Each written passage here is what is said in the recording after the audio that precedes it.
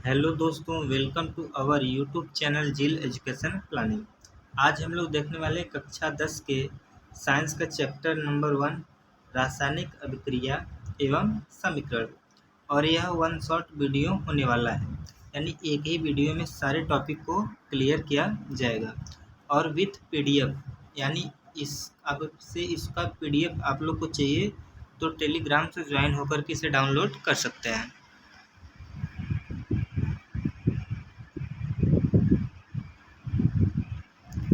तो आज की क्लास स्टार्ट होती है भौतिक परिवर्तन से। तो वह परिवर्तन जिसमें पदार्थ के भौतिक गुणों में परिवर्तन होता है परंतु रासायनिक गुणों में परिवर्तन नहीं होता है, तो उसे भौतिक परिवर्तन कहते हैं। या फिर हम लोग दूसरी भाषा में समझे तो किसी पदार्थ का एक रूप से दूसरे रूप में बदलना, पुनः उसी अवस्था में वापस आ जाना ही भौतिक परिवर्तन कहलाता है। जैसे मान लीजिए बर्फ़ है, बर्फ़ से हम लोग पिघला करके उसे पानी बना सकते हैं फिर से, और पानी को फिर से हम लोग बर्फ़ बना सकते हैं ठंडा करके। तो यह जो रिवर्स प्रोसेस है यही भौतिक परिवर्तन कहलाता है। बल्ब का जलना, जल में नमक का घोलना, मोम का पिघलना, जल का वाष्पीकरण, फलों से सलाद बनाना, मक्खन का बर्तन में पिघलना। जैसे मान लीजिए मक्खन हो या घी हो, वह कठोर, अगर से जाड़े के दिनों में देखा जाए तो कठोर होता है। अब उसको कढ़ाई में गर्म करेंगे तो वह लिक्विड हो जाएगा और फिर उसे पुनः छोड़ देंगे तो फिर से कठोर बन जाएगा। तो यह जो परिवर्तन है यह रासायनिक परिवर्तन कहलाता है, सॉरी भौतिक परिवर्तन कहलाता है। रासायनिक परिवर्तन क्या है? वह परिवर्तन जिसमें पदार्थ के रासायनिक गुणों में परिवर्तन होता है परंतु भौतिक गुणों में कोई परिवर्तन नहीं होता है, उसे रासायनिक परिवर्तन कहते हैं। जैसे दूध से दही बनना, लोहे पर जंग लगना, आयरन तथा सल्फेट से आयरन सल्फाइड, लकड़ी और कागज का जलना। देखिए दूध से दही बनना यह क्या होता है? रासायनिक परिवर्तन है, क्योंकि दूध को फिर एक बार दही बना देंगे तो फिर दही से दूध हम लोग नहीं बना सकते हैं, यह पॉसिबल नहीं है। तो यह जो परिवर्तन है रासायनिक परिवर्तन कहलाता है।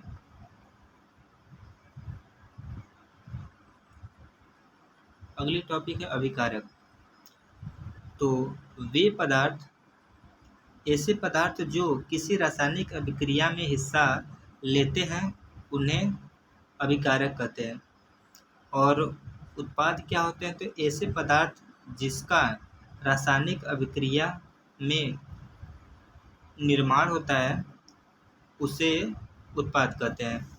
यानी ऐसे पदार्थ जिनका निर्माण रासायनिक अभिक्रिया में होती है उसे हम लोग उत्पाद कहते हैं। सपोज करिए यहाँ ए है और बी है, यह दो तत्व हैं और इनसे एक बन रहा है C+D।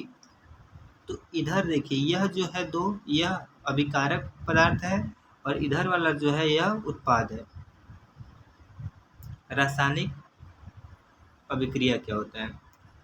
तो जब दो या दो से अधिक पदार्थ आपस में मिलकर कोई नया पदार्थ बनाते हैं और इस नए पदार्थ के भौतिक व रासायनिक गुण पहले वाले पदार्थ से भिन्न होते हैं तो इसे रासायनिक अभिक्रिया कहते हैं या केमिकल रिएक्शन कहते हैं। तो देखिए इसको समझ लेते हैं।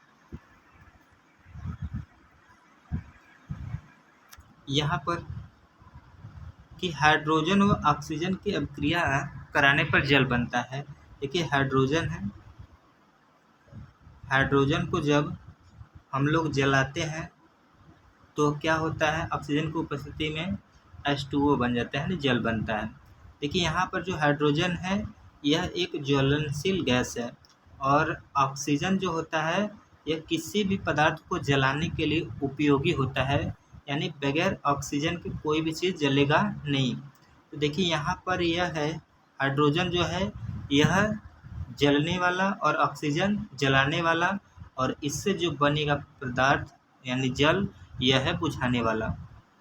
तो इनका जो गुण था इससे इधर वाला जो होता है गुण बिल्कुल अलग रहेगा, इनसे कोई मेल नहीं होता है। तो यह है रासायनिक अभिक्रिया।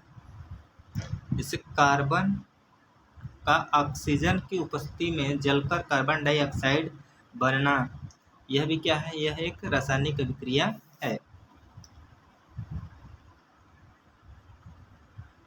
रासायनिक अभिक्रिया की पहचान। तो देखिए, अवस्था में परिवर्तन, ताप में परिवर्तन, रंग में परिवर्तन, गैस का निकलना, किसी गंध का निकलना, या फिर हम लोग बोल सकते हैं अवक्षेप का बनना, यह जो है सभी रासायनिक अभिक्रिया के पहचान है। दैनिक जीवन में होने वाले रासायनिक अभिक्रिया। तो देखिए, दैनिक जीवन में जो होने वाली रासायनिक अभिक्रिया है, भोजन का पचना, लोहे पर जंग लगना और दही का बनना, यह सब क्या है, दैनिक जीवन में होने वाले रासायनिक अभिक्रियाएं हैं। रासायनिक समीकरण। रासायनिक अभिक्रिया को जिस समीकरण द्वारा प्रदर्शित करते हैं उसे रासायनिक समीकरण कहते हैं। यह बात आप लोग लिख लीजिएगा या फिर याद कर लीजिएगा। रासायनिक अभिक्रिया को रासायनिक समीकरण द्वारा दर्शाया जाता है। रासायनिक समीकरण में भाग लेने वाले पदार्थ को रासायनिक सूत्र द्वारा लिखते हैं। जैसे उदाहरण के तौर पर देख लिया जाए तो यहाँ पर मैग्नीशियम का वायु में जलाने पर मैग्नीशियम ऑक्साइड बनता है। देखिए, यहाँ पर Mg है मैग्नीशियम, ये ऑक्सीजन की उपस्थिति में जो जलाते हैं तो हम लोग का मैग्नीशियम ऑक्साइड बनता है।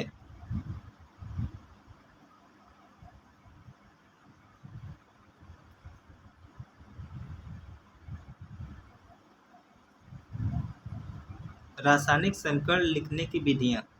तो रासायनिक समीकरण लिखने के लिए मुख्यतः बातों पर ध्यान रखना चाहिए कि अभिकारक व उत्पाद के बीच में तीर का निशान लगाएं। जैसे देखिए, यहाँ पर A+B मिल करके यह अभिकारक पदार्थ है और प्रोडक्ट बना रहे हैं, यहाँ उत्पाद C+D। तो इन दोनों के बीच में यह एरो का निशान लगाना बहुत ही जरूरी होता है। तीर के बाईं ओर यानी LHS इस साइड अभिकारक को तथा दाएं साइड यानी RHS साइड इस साइड में हम लोगों को उत्पाद को लिखा जाता है।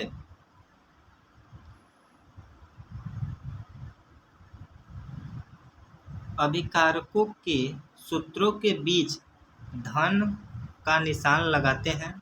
इसी प्रकार उत्पादों के बीच भी धनात्मक निशान लगाते हैं। देखिए, A लिखे थे +B लिखे थे और यहाँ पर एरो दिखा करके C+D बन रहा है यहाँ पर उत्पाद। तो ये जो अभिकारक हैं, अगर से एक है तो कोई बात नहीं है, एक से अधिक है तो उनके बीच में प्लस का निशान, और उत्पाद भी है एक या एक से अधिक रहेगा तो उनके बीच में प्लस का निशान लगाते हैं। इस बात को भी ध्यान रखें।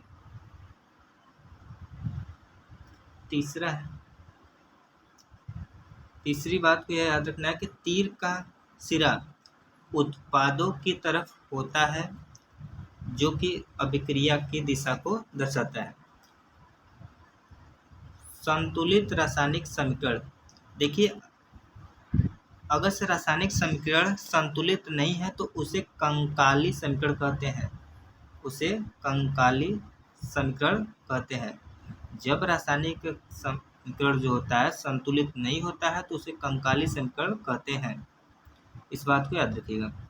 तो संतुलित रासायनिक समीकरण ऐसी रासायनिक समीकरण जिसके दोनों पक्ष यानी दायां और बायां के प्रत्येक तत्व के परमाणुओं की संख्या बराबर होती है तो संतुलित रासायनिक समीकरण कहलाती है। जैसे यहाँ पर A+B मिल रहा है एरो और C+D बन रहा है, तो इधर जितने भी तत्व हैं उनकी परमाणुओं की संख्या जितनी है उतने ही इधर भी उनकी संख्या होनी ही चाहिए, तब तो बोलेंगे उसे संतुलित रासायनिक समीकरण है।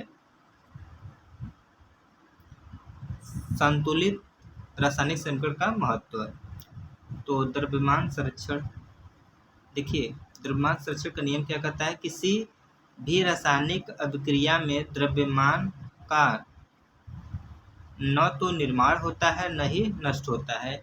यानी रासायनिक अभिक्रिया में जो अभिकारक होता है वही पूरा उत्पाद बनता है। इसे ही द्रव्यमान संरक्षण का नियम कहते हैं।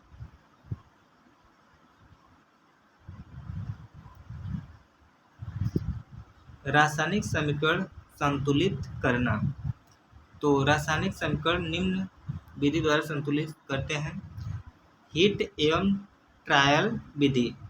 पहले क्या करते हैं कि हम लोग असंतुलित समीकरण को लिखकर सूत्र के चारों तरफ एक कोष्ठक बना लेते हैं। देखिए यहाँ पर जो अभिकारक है और इधर जो उत्पाद है, इन दोनों के में जो है कि ये तत्वों को एक ब्रैकेट में बंद कर लेते हैं पहले, और बंद करने के बाद हम लोग दूसरे के नियम में क्या करेंगे, इनकी संख्या को लिख लेंगे कि कौन सा अभिकारक में कितने हैं तो उत्पाद में कितने हैं। दूसरा का नियम क्या है, समीकरण में उपस्थित विभिन्न तत्वों के परमाणुओं की संख्या नोट कीजिए। तो अभिकारक में जो थे, आयरन जो था 1 परमाणु था, हाइड्रोजन के 2 परमाणु थे और ऑक्सीजन के 1 परमाणु थे। देख सकते हैं यहाँ पर जो है आयरन 1 है, हाइड्रोजन 2 है और ऑक्सीजन 1 है। और उत्पाद में जो है आयरन 3 है, ऑक्सीजन 4 है और हाइड्रोजन 2 है। तो इनकी संख्या को नोट कर लेना है। तो यहाँ पर नोट हो चुका है। उत्पाद के तत्वों की संख्या, तो आयरन है 3, हाइड्रोजन है 2 और ऑक्सीजन है 4।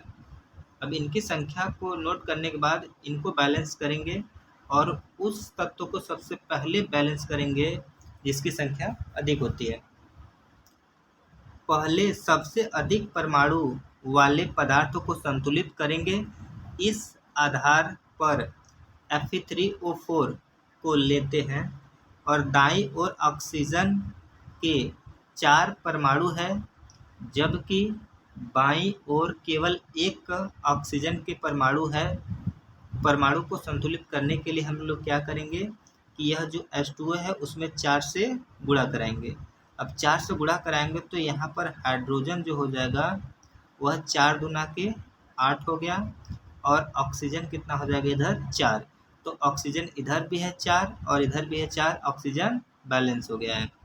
अगले स्टेप में क्या करेंगे हम लोग, अगले स्टेप में क्या करेंगे, हाइड्रोजन परमाणु को बराबर करने के लिए दाईं ओर हाइड्रोजन अणु की संख्या को 4 कर लेते हैं। देखिए इधर जो है हाइड्रोजन की संख्या 8 है, यहाँ 2 है, तो ये जो बाहर होता है उसमें गुणा कराते हैं तो 4 दूना के 8 हो जाएगा। यानी हाइड्रोजन की संख्या इधर 8 है और इसमें अगर से 4 से गुणा करा देंगे तो 4 दूना के 8, यानी हाइड्रोजन की भी संख्या इधर क्या हो जाएगी, बराबर 8 दोनों हो गया।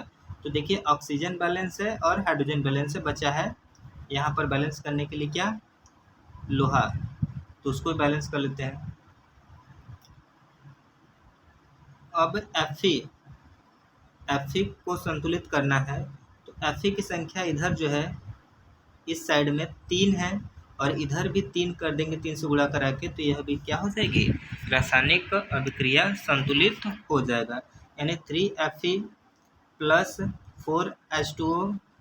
अब हम लोग का बना है Fe3O4 प्लस H2O, ये जो 4 है हाइड्रोजन। अब इधर भी जो हाइड्रोजनों की संख्या 8 है, इधर भी हाइड्रोजन की संख्या 8 है। इधर जो है लोहे की संख्या 3 है, इधर भी लोहे की संख्या 3 है। ऑक्सीजन की संख्या इधर 4 है और ऑक्सीजन की भी संख्या इधर 4 है। ये रासायनिक समीकरण क्या हो गया, संतुलित हो गया। और इसके बाद भी कुछ बातों को ध्यान रखना जरूरी है। संतुलित समीकरण के बाद अभिकारकों व उत्पादों की रासायनिक सूत्र के साथ उनकी भौतिक अवस्था के संकेत को भी दर्शाते हैं। यानी कौन सा सॉलिड है और कौन सा लिक्विड है, इन सबको भी लिखा जाता है। तो देखिए यहाँ पर जो है आयरन सॉलिड है, अब यहाँ पर यह जो है जल है, लिक्विड है, ए क्यूब लिख सकते हैं, और यह जो है यह भी सॉलिड है, यह क्या है, गैस है। तो इसको लिखने के लिए देखिए सॉलिड को एस से डिनोट करेंगे, गैस को जी से, और यहाँ पर द्रव यानी लिक्विड को एल से, और जलीय विलयन को ए क्यू से दर्शाते हैं।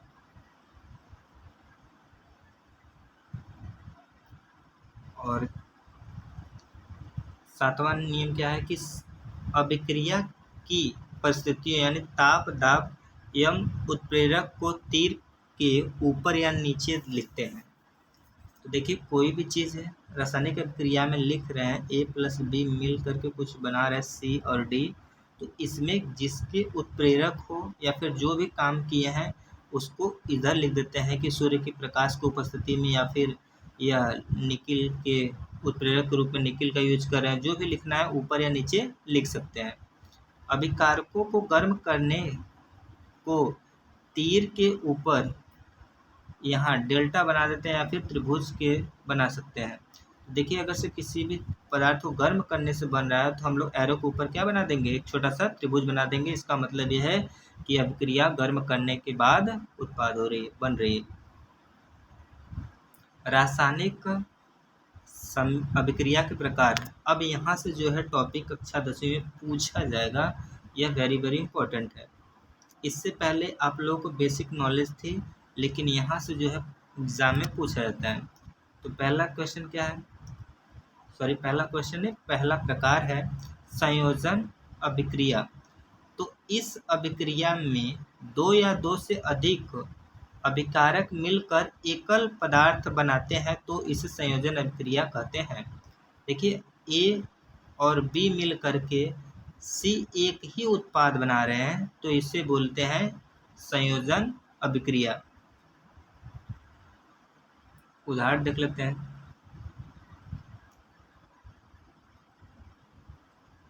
कार्बन की जब अभिक्रिया या कार्बन को जलाते हैं ऑक्सीजन की उपस्थिति में तो कार्बन डाइऑक्साइड बनता है।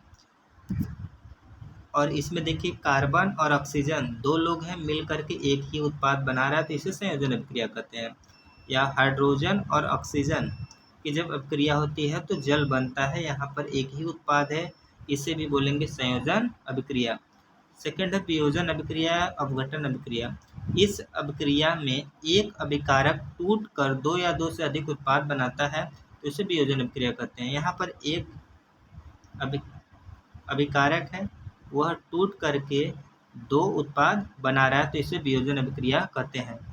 उदाहरण के तौर पे अगर से हम लोग जल को विद्युत अपघटन कराएं तो यहाँ पर होगा क्या कि हाइड्रोजन और ऑक्सीजन दोनों अलग अलग हो जाएंगे तो इसे कहते हैं वियोजन अभिक्रिया।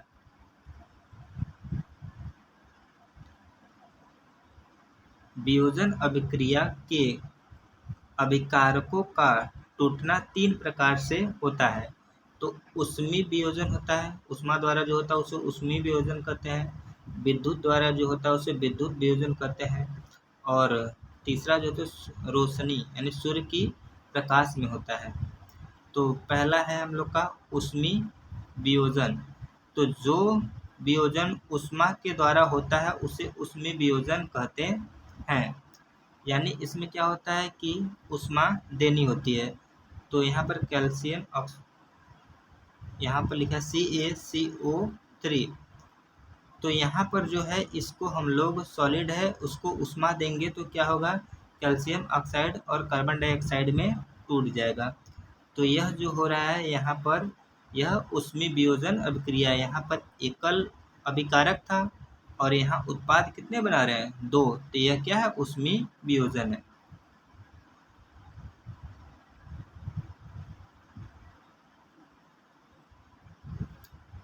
दूसरा है विद्युत वियोजन। विद्युत धारा द्वारा किया गया वियोजन विद्युत वियोजन कहलाता है। जब हम लोग अभिकारक को विद्युत धारा के द्वारा तोड़ते हैं तो उसे विद्युत वियोजन कहते हैं। जैसे जल के अणु H2O को हम लोग विद्युत अपघटन कराते हैं तो यह हाइड्रोजन अलग होता है और ऑक्सीजन अलग हो जाता है। तो यह जो अभिक्रिया है विद्युत वियोजन अभिक्रिया कहलाता है। दूसरा है प्रकाशीय वियोजन। तो सूर्य के प्रकाश की उपस्थिति में होने वाले वियोजन प्रकाशीय वियोजन कहलाता है। जैसे AgCl को जब सूर्य के प्रकाश में अभिक्रिया कराते हैं तो Ag अलग और Cl2 बन जाता है। तो यह जो है प्रकाशीय वियोजन कहलाता है। इस अभिक्रिया का उपयोग श्याम श्वेत फोटोग्राफी में किया जाता है। इस बात को याद रखिएगा, यह इम्पोर्टेंट लाइन है, इसको आप लोग याद जरूर रखिएगा। तीसरा है विस्थापन अभिक्रिया। इस अभिक्रिया में अधिक क्रियाशील तत्व कम क्रियाशील तत्व को उसके यौगिक से विस्थापित कर देता है। इसे विस्थापन अभिक्रिया कहते हैं। देखिए Fe यानी आयरन की जब अभिक्रिया कापर सल्फेट से कराई जाती है तो यहाँ पर होता क्या है कि यह जो कॉपर है उसको निकाल करके बाहर हटा देता है और यहाँ पर Fe जो है खुद बैठ जाता है इसकी जगह पर, इसको बाहर निकाल करके। तो इससे क्या हो रहा है, यह विस्थापन अभिक्रिया हो रही है।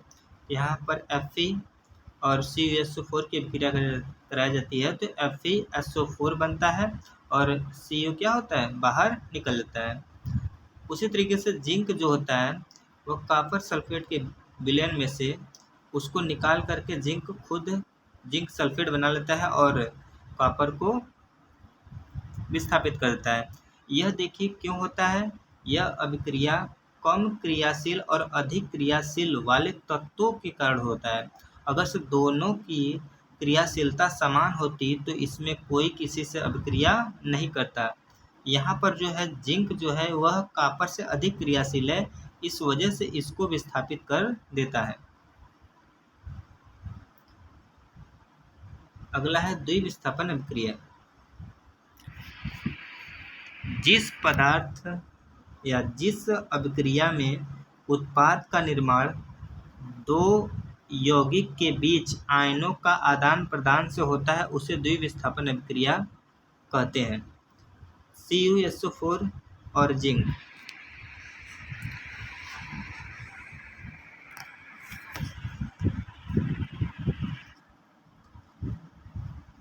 यह जो एग्जाम्पल लिखा है यह द्विविस्थापन अभिक्रिया का एग्जाम्पल नहीं है।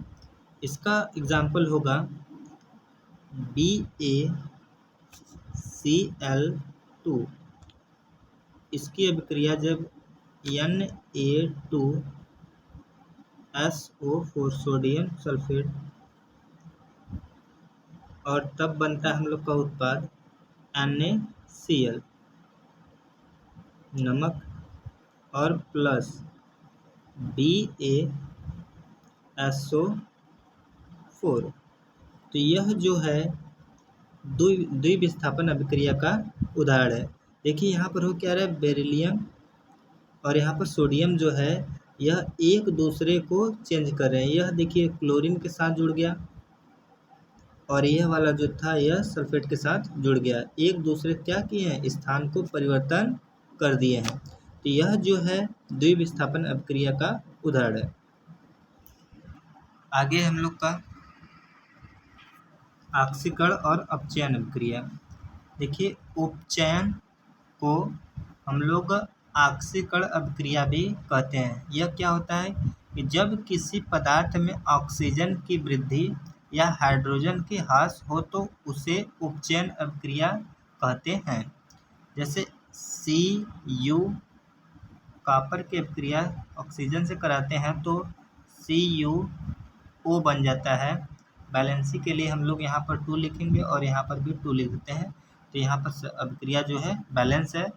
यहाँ पर देखिए कॉपर के साथ ऑक्सीजन जुड़ गया है तो यह जो है अभिक्रिया उपचयन अभिक्रिया कहलाती है। अगला है अपचयन। तो वह अभिक्रिया जिसमें क्या होता है कि ऑक्सीजन का ह्रास हो या हाइड्रोजन की वृद्धि हो उसे अपचयन अभिक्रिया कहते हैं।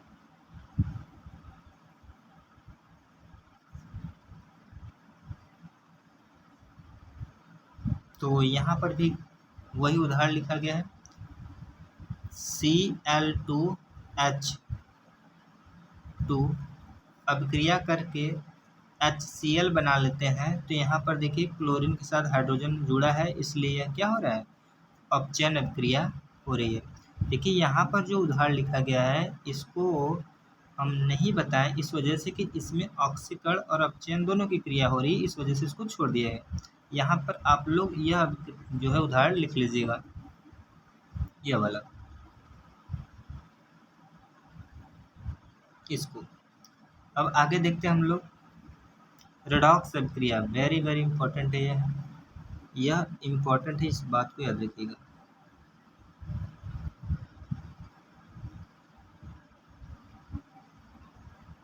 वह अभिक्रिया जिसमें उपचयन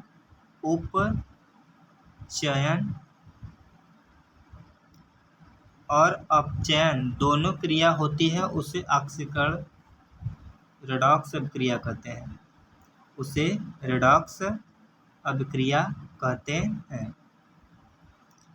तो इसमें देखिए FeCl3 और SnCl2 यहाँ पर बन रहा है FeCl2 और SnCl4। तो इसमें जो हो रहा है यह ऑक्सीकरण हो रहा है और इस अभिक्रिया में अपचयन हो रहा है। यह थोड़ा कठिन उदाहरण हो सकता है, इसके लिए हमने एक सरल उदाहरण लिया है यहाँ पे कि CuO और H2 की अभिक्रिया जब कराई जाती है तो CO और H2O बनता है। तो इसमें देखिए ऑक्सीजन क्या हो रहा है, निकल रहा है, तो यह अपचयन अभिक्रिया हो गई इसमें। और इसमें क्या हो रहा है, हाइड्रोजन के साथ ऑक्सीजन जुड़ रहा है, तो यह कौन सी अभिक्रिया होगी, इसमें उपचयन या फिर ऑक्सीकरण कह सकते हैं। तो यह दोनों अभिक्रिया एक ही समीकरण में जब होता है तो इसी को बोलते हैं हम लोग रेडॉक्स अभिक्रिया। इस बात को याद रखिएगा। ऊष्माक्षेपी और ऊष्माशोषी अभिक्रिया।